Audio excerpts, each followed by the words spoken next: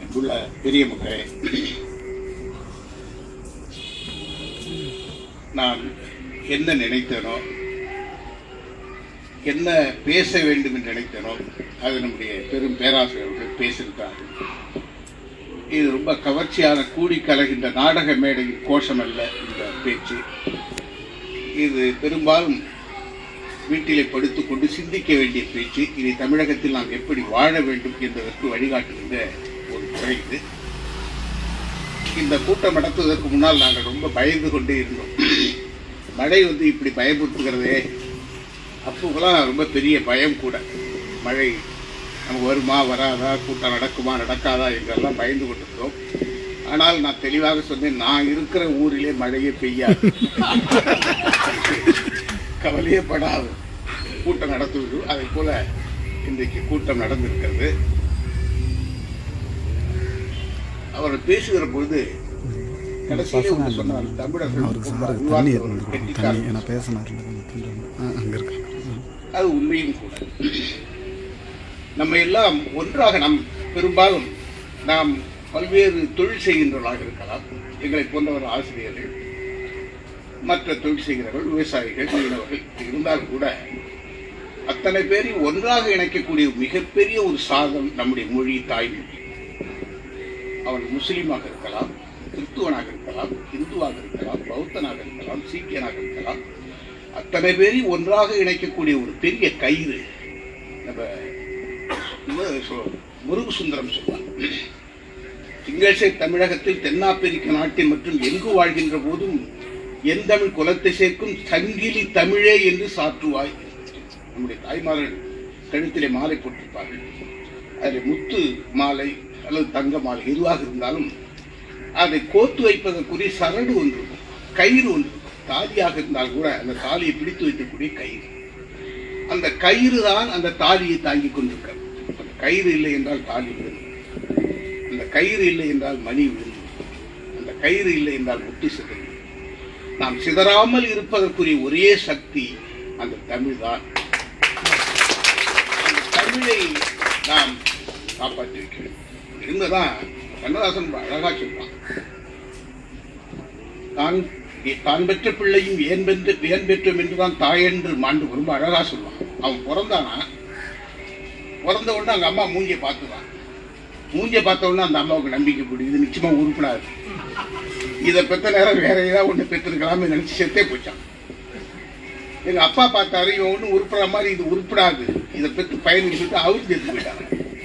கடவுள் கூட அந்த காலத்துல அடிக்கடி வந்து போயிட்டு எல்லாருக்கும் வேண்டிய வரங்களை கொடுத்துக்கிட்டே இருந்தாங்க. கண்ணதாசன் பிறந்த பிறகு எங்க பார்த்தாலும் ரிப்பேர், எவனை பார்த்தாலும் இவனை எவன் படைச்சாலும் கேட்கலாம், பதில் சொல்ல முடியாது. கடவுளை இந்த உலகத்துக்கு வராம பதுங்கிட்டான். தான் பெற்ற பிள்ளை ஏன் பெற்றோம் என்று தான் தாய் என்று மாண்டு போனான். தந்தை பிள்ளை உருப்படா என்று தான் தனலே வெந்து போனான். ஊன் பெற்று யாரும் ஒரு உயிர் கொள்ள வைத்தவன் உயரத்தில் ஒளிந்து கொண்டான். கடவுள் கூட உயரத்தில் ஒளிந்து கொண்டான். ஆனாலும் என்னை வாழ வைக்கக்கூடிய தமிழ் என்னை கைவிடவில்லை. கண்ணதாசனை கைவிடாத தமிழ், தமிழனையும் கைவிடக்கூடாது. கடைசியில் அவர் சொன்னார்கள், பெரிய கருத்து சொன்னார், தமிழன் அறிவார்ந்தவர். என்னுடைய அனுபவத்தில் அப்படி சொல்றாரு. இன்றைக்கு கூட அவங்களுக்கு தெரியும், பாரதிதாசன் கவிதை எழுதுவதற்குரிய ரகசியத்தை சொல்றார். கண்ணதாசன் நான் ஏன் கவிதை எழுதுகிற ஒரு ரகசியத்தை சொல்றார். பாரதிதாசன் நினைச்சுக்குவேன், உடனே கவிதை எழுதுவேன், அதான் இந்த ரகசியம் சொல்வார். கூடலை பாண்டிய போல் இருந்திருக்கும் குலத்தலைவா, யான் கற்ற கல்வி கொஞ்சம், உன்னை நினைப்பேன் உடனடியாக கவிதை பாடுவேன் என்று அந்த ரகசியத்தை சொல்கிறேன். அதே போல பாரதிதாசன் கூட தான் பெரிய கவிஞராக இருப்பதற்கு, பெரிய ஆற்றல் உடையவனாக, ஊற்றமுடையவனாக வாழ்வதற்குரிய காரணத்தை சொல்வார். அவர் என்ன கவிதை எழுத வேண்டும் என்று சொன்னால் தென் திசையை பார்ப்பார். இங்கே நம்முடைய அரவான் அவர் சொன்னார்களே, உலகத்துக்கு வேண்டிய பல்வேறு அமைப்புகளை உருவாக்கி கொடுக்கக்கூடிய ஈழத்தமிழர்கள் என்று சொன்னார்களே, நீங்களும் கைப்பற்றி நினைக்கிறார். தென் திசையை பார்க்கின்றேன் என்ற சிந்தையெல்லாம் தோற்கலாம், சிந்திக்க அடர், பூரிக்கு அடலாம். என்ன காரணம்? அங்கதான் என்னுடைய தமிழன் மூதாதை, என்னுடைய முன்னோன் ராவணன் வாழ்ந்தான். அங்கந்தால் அங்கை இலங்கையின் ஆண்ட மரத்தமிழ் ஐயரண்டு திசை முகத்து தன்புகளை வைத்தோம். குன்றெடுக்கும் பெருந்தோளான் கொடை கொடுக்கும் கையின் குள்ள நெறி செயல் செய்யும் கூட்டத்தின் கூற்றம். என் தமிழர் மூதாது, என் தமிழர் பெருமான் ராவணன் தான். அவனாமை இவ்வுலகம் அறியும் என்று சொல்ல. அவனால் நான் கவிதை எழுதினேன், மனிதனாக மாறினேன், ஒரு மாபெரும் அறிஞனாக பாரதியார் சொல்வார். அதே போல நம்ம எல்லாம் இணைக்கக்கூடிய ஒரு அமைப்பு அந்த தமிழ் இனம். அது அது இருக்கிறது அப்படின்னா நம்ம அறவாளர் அவர்களுக்கு தெரியும், எனக்கு தெரியும். ஆனா பெரும்பாலும் நான் படித்து விட்டா பல்கலைக்கழக பேராசிரியராக போனாலும் கூட நான் ஒன்று ரொம்ப தெளிவாக செய்தேன். நான் வாழக்கூடிய சமுதாயத்தில் போய் சிங்காரவேலரை அறிமுகப்படுத்தினேன். ஏன் அறிமுகப்படுத்தினேன் சொன்னால், சிங்காரவேலர் தான் இந்த இனத்தை மீட்க முடியும் என்று புரிந்து கொண்டு அதை போய் செய்து அதில் எனக்கு முழு வெற்றி. சமூகம் பயன்படுத்திக் கொள்ளவில்லை என்பது வேறு விஷயம். இன்றைக்கு ஈழத்தமிழர்கள் தென் தமிழ் மீனவர்கள் அலக்கழிக்கப்படுகிறார்கள் சொல்றீங்க. ஒரே நாள் அந்த பிரச்சனை தீர்ந்துவிடும். அதை போல தீர்ந்தது ஒரு 5-6 வருஷங்களுக்கு முன்னால். சிங்கள கப்பல்கள் ராணுவம் வந்து சுடுகிறதே, நீங்க நம்ப மாட்டீங்க. அந்த கப்பலையை சுடுகின்ற கப்பலையே அங்கு தென் தமிழக மீனவர்கள் கட்டி இழுத்து கொண்டு வந்து விட்டார்கள். தமிழ்நாட்டுக்கு நடந்து நிறுத்திக் கொண்டு கட்டி அந்த கப்பலை அப்படி வலையை போட்டு சக்கரம் சுழல முடியாமல் செய்து அந்த கப்பலை இழுத்துக்கொண்டு கரைக்கு வந்து விட்டார். வந்த பிறகு 3 மாதங்கள் அந்த மீனவர்கள் மீன் பிடிக்க போக முடியவில்லை. யாரால் என்று சொன்னால், இந்தியர்களால், இந்திய அரசால், இந்திய கப்பற்படையால், காவல் படையால். சிக்கல்களே ஒரே நாளில் இந்த பிரச்சனையை தீர்த்து விட முடியும். அந்த ஆற்றல் இருக்கிறது. நீங்க சொன்னீங்க சிங்காரவர்களை பற்றி பாரதியார் சொல்வார், போர்க்குண மிகுந்த செயல் முன்னோடி, பொது உடைமைக்கு ஏக இவன் பின்னோடி. பாரதியாருடைய பாட்டு. வேலூர் பக்கத்தில் ஒருத்தன் கேட்கறான், பேசும்போது சொல்றான், புரட்சியாளர் சிங்காரவேலர், சிந்தனையாளர் பெரியார், புரட்சியாளர் சிங்காரவேலர் பேசுறாரு. உடனே கூட்டத்தை கேட்டு திராவிட கழகத்தோட கோவம் வந்து போச்சு. சிந்தனை சிற்பிதானே சிங்காரவேலர், அவரை போய் நீங்க புரட்சியாளர் சொல்றீங்களே, பெரியார் தானே புரட்சியாளர் சொன்ன பாரதிதாசன் சொல்றாரு. அந்த கூட்டம் நடந்து வச்சு ரொம்ப கஷ்டப்பட்டு பதிவு பண்ண செய்தி சொல்றாரு. இவனை தமிழர்களுக்கு வார்த்தைகளை எப்படி பயன்படுத்த வேண்டும் என்று விவசாயே கிடையாது. எதுக்கும் உதவாத உருப்படாத ஒருத்தனை பெரிய மாவீரன், புரட்சி வீரன், புரட்சி தலைவன், புரட்சி தலைவின், எதுக்கும் உருப்படாத இப்படி வார்த்தைகளை விரயம் செய்வார். அப்படி விரயம் செய்த வார்த்தை தான் இந்த வார்த்தை. அவர் சொல்றார், சிந்தனையுடைய உச்சத்துக்கே சென்றவர் தந்தை பெரியார். ஒன்னும் கருத்து வேறுபாடு கிடையாது. ஆனா புரட்சி என்று சொன்னால் சிங்காரவேலர் தான் சொல்றார். புரட்சி என்றால் தலைகீழாக புரட்டுவது. ஓசிமின் ஒரு புரட்சியாளர், மாவோ ஒரு புரட்சியாளர், லெனின் ஒரு புரட்சியாளர். இந்தியாவில் சிங்காரவேலர் புரட்சியாளர், சிங்காரவேலரோட புரட்சி செத்தது. அந்த புரட்சியாளருக்குரிய தலைமையை தந்து இந்த மக்களை ஆற்றுப்படுத்துகின்ற அமைப்புகள் இருக்குமானால், ஒரு சிங்கள கப்பல் அல்ல, 1000 சிங்கள கப்பலை நாளைக்கே பிடிக்க முடியும். அந்த ஆற்றல் இருக்க. ஆனாலும் இங்கே வழிநடத்துவதற்கு அமைப்புகள் இல்லையே. இந்தியாவில் இன்னும் மீனவன் அடிபடுகிறான் சொன்னால் அவனை இந்தியன் என்று ஒத்துக்கொள்ளவில்லையே. தமிழன் சொல்றான். இப்படி அடிப்படையிலே பல கோளாறுகள் இருக்கின்றன அமைப்புல இருக்கிறது. உங்களை போன்றவர்கள் தான் இந்த நோயை நீக்க முடியும். நீங்கள் தான் சரியான டாக்டர். அதனால்தான் உங்களை நாங்கள் கூப்பிட்டு இருக்கிறோம். ரொம்ப குறைந்த கருத்து, அதிகமாக பேச வேண்டாம், செய்யுங்கள். அது செத்து வடியுங்கள். செத்து மடி. சிங்காரவேலருடைய கொள்கை அதுதான். போர்க்குண மிகுந்த செயல் முன்னோடி, பொது உடைமைக்கு இவன் பின்னோடி. கேட்டான் 1924 கான்பூர் சதிவேட வெள்ளக்காரன் கேட்டான், who is the rascal, Moscow rascal அப்படின்னு கேட்டான். சிங்காரவேலர் கோர்ட்ல ஜட்ஜி should not be used such word in the court. அவன் கேட்கிறான், who is the Moscow rascal? Singaravelar. Singaravelar சொன்னாரு, I am Singaravelar, Moscow rascal. Can I call you as Britain rascal என்று கேட்டான். Court உங்களை நான் பிரிட்டிஷ் ராஸ்கல் என்று கேட்கலாமா என்று கேட்டேன். கேட்ட உடனே ஜட்ஜும் தகைச்சு போயிட்டான். ஏன்னா 2 பேரும் அபியூசிங் டீச்சர். அது எந்த நடவடிக்கை, எந்த தண்டனை இருந்தால் நீ சொன்னது தப்பு, நான் சொன்னது தவிர நீ இப்படி போர்க்குணம் மிகுந்தவர்கள் என்றாலும் நாம் இதுவரை தோற்றுக் கொண்டிருக்கும் சரியான அமைப்புகள் வழிகாட்டுவதற்கு ஆட்கள் இல்லை. எல்லாம் பேச்சாளர்களாக போய்விட்டார். ஒவ்வொரு இயக்கத்தையும் பேச்சாளர் குறைச்சா பேசியே தமிழ்நாட்டை அழித்தவராச்சே. பேச சொன்னா சிவா பேசினார் சொல்லி சிறந்த பேச்சாளர் என்ன பலன்? ஒவ்வொரு இயக்கத்திலும் மிகச்சிறந்த பேச்சாளர். பயன்படாத பேச்சு, பயன்படுத்தக்கூடிய பேச்சு பேசக்கூடியவர்கள் சிலர் தான் உங்களை போன்றவர் தான். அதனால உங்களை நான் எங்களுடைய குழந்தைகள் இன்றைக்கு வளர்ந்து கொண்டிருக்கிறார்கள். அவரெல்லாம் நம்முடைய சூர்யா போன்றவர்கள் எல்லாம் இப்படி அவர் சினிமாவில் எத்தனையோ சிரிப்புகளை பார்த்திருக்கார் சூர்யா. இருந்தாலும் போனா சிரித்த சிரிப்பை பார்த்து நான் பார்த்ததே இல்லை. போனா சிரிப்பிக்க மயங்கி போனா சிவகுமார் எத்தனையோ அறிவாளிகளை பார்த்திருக்கிறார். ஏதாவது குறிஞ்சி மலர் பார்த்து சொன்னார். அம்மா வந்தவுடனே அவர் கேட்டார், எங்க குறிஞ்சி மலர் எங்க? நீ அத்தனை பேர்ல நிறைய நூற்றுக்கு ஆயிரக்கணக்கான குறிஞ்சி மலர் எங்க? எனக்கு அந்த குறிஞ்சி மலர் இங்கே வர வேண்டும். குறிப்பாக நான் தாயார் அம்மா அவருடைய அரவானுடைய துணைவியாரை வந்திருக்கிறார்கள். அவர்கள் பாராட்ட வேண்டும். அவர்களால் என்னுடைய பிள்ளைகள் பாராட்டப்பட வேண்டும் என்று ஏக்கம். ஆண்டாள் சொல்றாள், ஐயமும் பிச்சனையும் ஆன்றனை எங்களால் செய்ய முடியாது, ஆனால் கையை காட்ட முடியும். அந்த இடத்துக்கு போங்க, சோறு போட்டுக் கொண்டிருக்காங்க, இந்த கையை காட்ட. அதுதான் நான் செய்யறது. அது ஒரு தாயாக இருந்து இந்த குழந்தையுடைய வெற்றியை நான் பாராட்டுகிறேன். எனக்கு பெரிய பேராசை, ஆனால் என்னை எவனும் விடவே இல்லை. 2 கையும் கைட்டான், 2 காலையும் கைட்டான். ஆனா சொல்லுவோம் அவர் ஓடவே முடியல. எப்படி ஓடுவது? இப்படி தமிழ்நாட்டிலே ஒடுக்கப்பட்ட அடக்கப்பட்ட ஒரு மனுஷனா கிட்டத்தட்ட நானும் சின்ன ஒரு சிங்காரர்கள் தான். என்றாலும் கூட என்னால் செயல்பட முடியவில்லை.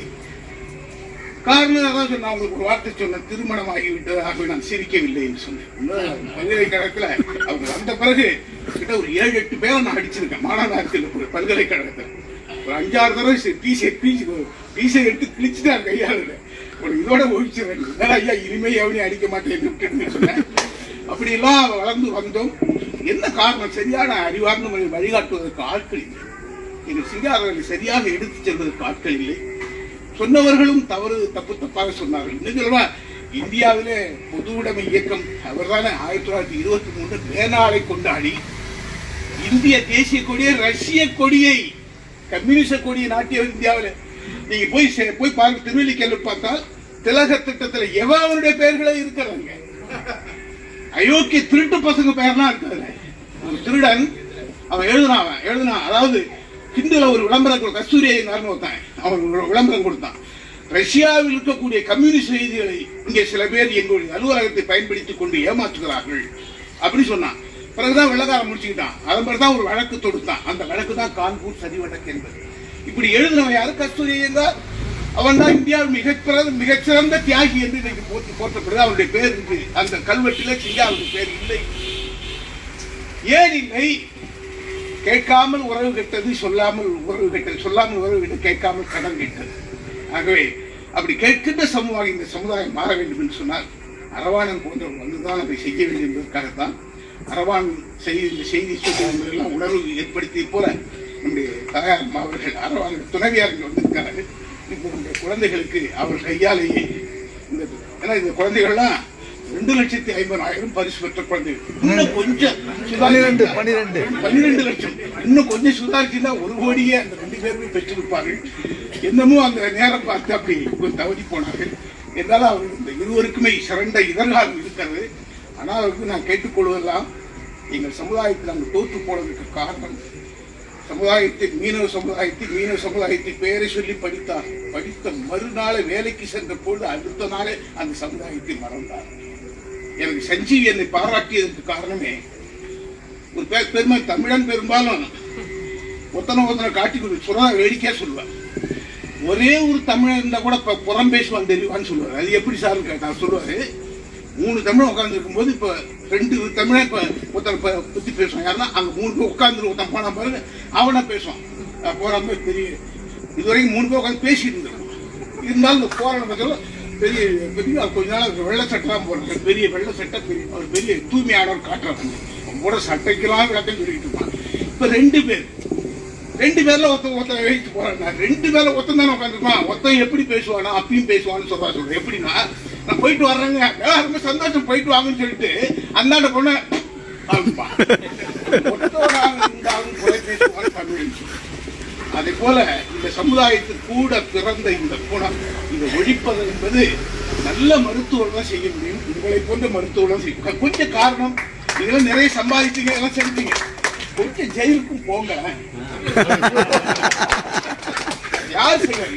நீங்க தமிழ்நாட்டில் பார்க்கலாம், இதுவரை எந்த பேராசிரியரும் வேலை இதுக்காக தமிழ்நாட்டில் எவ்வளவோ பிரச்சனைகள். அவர் சொன்னாங்க, கொத்து கொத்தாக தமிழன் கொல்லப்பட்ட போது இங்கே பார்த்து கொண்டிருந்தோம், போலித்தனமாக கண்ணீர் வடித்துக் கொண்டிருந்தோம். அத்தனை தமிழ் தலைவர்களும் தமிழீழம் தமிழீழம் தமிழ் என்று பேசிக்கொள் தேர்தல் வந்து உடனே அத்தனை பேரும் எனக்கு 8 சீட்டு 3 சீட்டு போறது சண்டை போடுற பார்த்து. ஆக தமிழனை ஒழிக்க வேண்டும் என்றால் தேர்தல் வந்தால் ஒழிந்து போய்விடும். அதனால அப்படி தமிழன் இது கெட்டு போய் கிடக்கிறான், அரசியல் ரீதியாக அழிந்து போய் கிடக்கிறான். கொஞ்சம் சுயநலம் மறந்த சிங்கார வேலை போன்றவர் தன்னலம் சொல்ல அவர் பிறவியிலே மிகப்பெரிய கோடீஸ்வரர். இன்னும் சொல்ல அந்த பெரிய வருத்தம் எல்லாம் சென்னையில் நீங்க பார்த்தா பல சிலைகள் இருக்கு. ஒரு பயிலும் சென்னையில பிறந்தவன் இல்ல, சென்னையில் பிறந்த ஒரே அறிஞன் சிங்கார வேலை தான், அவனுக்கு தான் சிலை சென்னை. இதெல்லாம் சொன்னா உடனே ஜாதி என்னையே சொல்லுவான். என்ன தான் போகும்போது ப்ரொஃபசர் போய் சஞ்சீவிட்ட போய் சொல்றான், குணசேகர் ஜாதி வெறிய சார். உடனே சஞ்சீவி என்ன கூப்பிட்டார், இங்க வா அப்படின்னா, நீ என்ன ஜாதி எல்லாம் பேசுவார்? பேசுவேன் சார், ஜாதி கூட்டாலும் பேசுவேன். அப்படியா, எப்படி பேசுவேன்? சரியா லீவ் விடுற அன்னைக்கு நான் இங்க இருக்க மாட்டேன், கிளம்பி எங்க ஜனங்க எங்கெங்க இருக்காங்க அவங்க போய் பேசுவேன், அவங்க கூட்டி வச்சு பேசுவேன், இப்படி படிக்கணும்னு சொல்லுவேன், இப்படி போகும் கல்வியாருன்னு சொல்லுவேன், இதெல்லாம் வாய்ப்பு இருக்கு, இதெல்லாம் இது சொல்லுவேன், இதான் சார் செஞ்சுருக்கேன். சிஎல்ல நான் லீவே போட்டது இல்லை சார், இதே சனியா முச்சுன்னு எங்க ஜனங்களோட தான் இருப்பேன். எனக்கே தெரியும் ஒருத்தனுக்கு ஏன்னா எங்களால் கேட்கவே தெரியாது. நல்ல சிறப்பு நீங்கெல்லாம் ஐயா பேசும்போது ஒவ்வொருத்தரும் அப்படி கையை அருமையா ரசிச்சிங்க. இந்த மாற்றம் கேட்டாதான் மாற உன்னை மாற்றிக்கொள்ள முடியும். இதுக்காக நான் நிறைய அறிஞர்களை மீறவங்க திரும்பி பேச வைக்கிறேன். திருக்கோள் முனிசாமி உங்களுக்கு தெரியும் எப்படிப்பட்ட பேச்சாளர். 74 திருக்கோள் முனிசாமி ஒரு கூட எம்ஜிஆர் தலைமையில் திருக்கோள் முனிசாமி கடலூர்ல பேசுறாரு. ஜெயலலிதா அங்கதான் முதல் அரசியல் அறிமுகம் அங்கதான். திருக்கோள் முனிசாமி பேச பேச கூட்டம் அப்படி துள்ளி குதிக்குது, சிரிக்குது, கிட்ட 2 மணி நேரம் சிரிச்சுக்கிட்டே கிடக்குறான். ஐயா 5 லட்சம் பேர் கூட்டம். அடுத்த நாளே பேப்பர்ல வந்து திருக்கோள் முனிசாமி தமிழ் வளர்ச்சி கழகத்தோடு தலைவராக ஆகிட்டார். எனக்கு பெரிய இயக்கம், மீனவர்களுக்கு போய் இந்த மாதிரி அறிவாளி போய் பேச வச்சா மாற்றலாமே சொல்லிட்டு அவர் அழைச்சிட்டு போன ஒரு ஊருக்கு. அவரும் போய் அவருடைய பாணியில என்னென்னமோ விட்டார். அந்த கதை இந்த கதை சிட்டுக்குருவி கதை எல்லாம் ஒரு பையன் அவன் உட்காந்து அந்த பேசிட்டு இருக்கான், தூக்கி குடிச்சிட்டு சுட்டு குடிச்சிட்டு. திருக்கோள் முனிசாமி கேட்டாரு, குலசேகரன் இவனுனா என்ன இனம் பாருங்க. அதனால எனக்கே தெரியும், நான் போய் என்னுடைய வேலையே அதுதான். அதான் சஞ்சீவி கேட்டார், மீனவர் பத்தி பேசுவியாமே அப்படின்னு. ஆமா சார், ஏன் பேசுறேன்? நான் இப்படிதான் தவறி போய் படிச்சு வந்திருக்கேன் சார். நான் கூட வந்து ஒரு விபத்து சார், எலிமெண்ட் ஸ்கூல் வந்து ரொம்ப கஷ்டம், நல்லா படிக்கிறானே எங்க அப்பா கூட போராடி என்னை கொண்டு சேர்த்தாரு. அதனுடைய விளைவா நான் எஸ்எல்சி படித்தேன், பியூசி படித்தேன், பிஏல கோல்டு மெடல் வாங்கினேன், எம்ஏ படித்தேன், பிஎட் படித்தேன், எம்எட் படித்தேன், பிஹெச்டி பண்ணேன், 2 டிப்ளமோ வாங்கினேன். அந்த வாத்தியாரெல்லாம் எனக்கு இல்லை சார், அதே வேலை தான் இப்போ எங்கள் சமுதாயத்துக்கு நான் செய்வேன். என்ன போல் தான் சார் எல்லாரும் வழிகாட்டா வளர்ந்துருவா சார். அப்படியே சஞ்சீவ் அப்படியே என்னை கட்டி பிடிச்சார். அப்படிப்பட்ட ஆளா நீ? ஒன்னதானே பெரியார் சொன்ன, ஒன்ன மாதிரி ஆள தானே பெரியார் தேடினாரு. அவன் ஜாதிக்கான அவன் ஜாதி திட்டம் எல்லாம் ஒன்னாயிடுது, எல்லாம் சேர்ந்து ஜாதியில ஒன்னாயிடலாம்ல. நீ அதிகா செய்ய அந்த ஆளா நீ? என் ஆளு நீ, உனக்கு தான் சிங்கார வாய்ப்பு செய் டாக்டர் சொன்னார். அவர் தான் சொன்னார், சென்னை பல்கலைக்கழகத்தில் சிங்கார தான் செய்வீங்க, ஏன்னா இந்த பகுதி மூலமா அவனுக்கு தான் சொந்தம்னு சொன்னார். அந்த பகுதியில் போனீங்கன்னா அவனுக்கு சொந்த குடும்ப சொத்து. 1 நாள் 2 நாள் தங்கினவன் விவேகானந்தன் இருந்தாலே அவன் தங்கினான். இன்னைக்கு விவேகானந்தன் இல்லைங்க. சிங்கார வெலிங்டன் ஒழிச்சிட்ட பிறகு மதவாதிகள் போய் கேட்கிறாங்க, என்ன செய்யலாம் அந்த இடத்துல? அவன் சொன்னா, வச்சுக்க உன் தலைவனுடைய படத்தை வைக்கிறோம், உடனே விவேகானந்த சிலை வைக்கிறான். சிங்கார அடிப்பதற்காக வைக்கப்பட்ட சிலை. இதை நான் போய் ஒண்டியாக சொல்லி கிடக்கிறேன். அதெல்லாம் வந்துகிட்டே இருக்கு. அது மாதிரி இந்த அமைப்புல அதனால வந்து கொஞ்சம் நம்ம அறிவாளியாக இருப்பதை விட என்னுடைய கருத்து உண்மையானவனாக இருக்க வேண்டும். ஏன் ஐயாவை கூப்பிட்டா உண்மையானவர்? அம்மாவை கூப்பிடலாம், திருமதி அரவானவர்கள் கூப்பிடுறீங்கன்னா உண்மையானவர். இந்த குழந்தைகள் வாழ வேண்டும், வளர வேண்டும் என்பதற்காக அவர் பாராட்ட வேண்டியதற்கு இவருடைய அம்மையார் அவர்கள் அந்த குழந்தைகளை கொண்டாடை போட்டி பாராட்ட.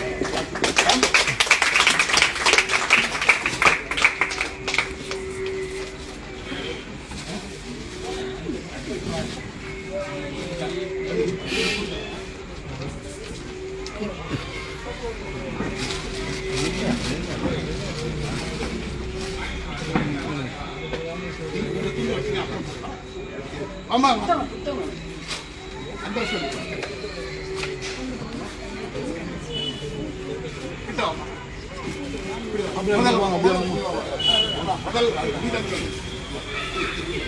சார் ஆனால் கொஞ்சம் சார் நீ கொஞ்சம் ஏறிங்க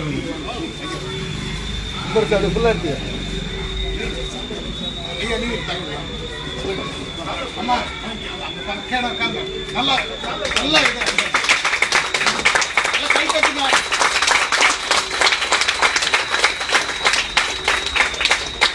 புரிஞ்சுக்கலாம் நீ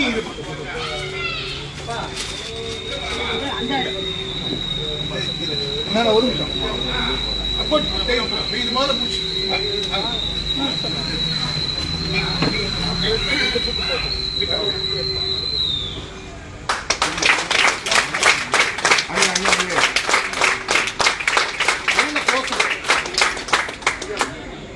ஆமா போடுங்க நீங்க போடுங்க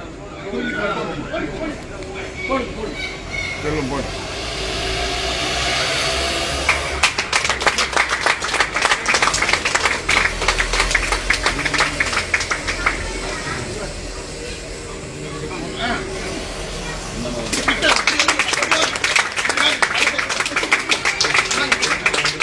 எப்படி ஏரியா அங்கே கேட்டுக்கா போயிடும் இங்கே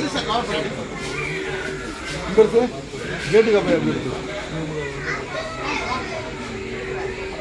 சார் நீங்க வர மாட்டீங்க